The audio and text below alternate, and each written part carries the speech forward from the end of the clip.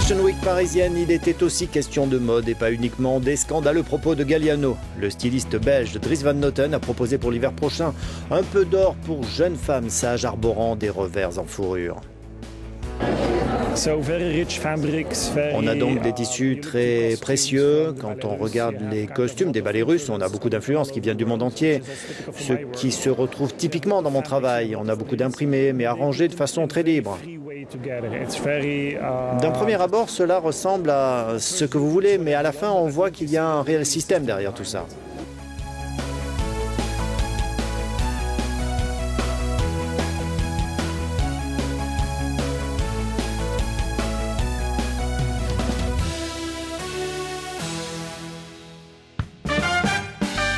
Lady Gaga a défilé pour la marque Mugler, créée désormais par son styliste personnel Nicola Formichetti dans des tenues ultra sexy. La collection, à l'unisson, s'adresse, comme l'a annoncé le programme, à une femme exubérante et post-humaine.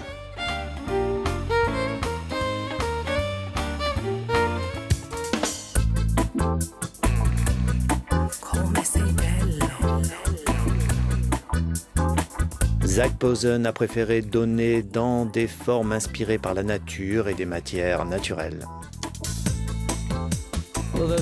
Eh bien, l'idée principale et le thème de la collection, c'était la biométrie. Il y a la nature et la façon dont elle inspire mes vêtements, les formes naturelles, leur construction, les animaux, les insectes et toute la façon dont nous pouvons intégrer ça dans les vêtements.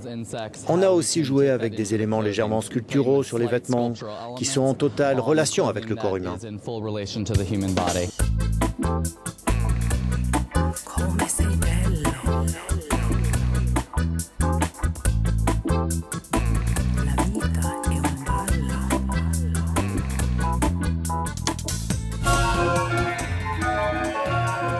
Et enfin, une petite note de music-hall et de rêve dans ce monde de brut, dans le défilé Manish Arora avec des femmes enfin libérées de leur cage.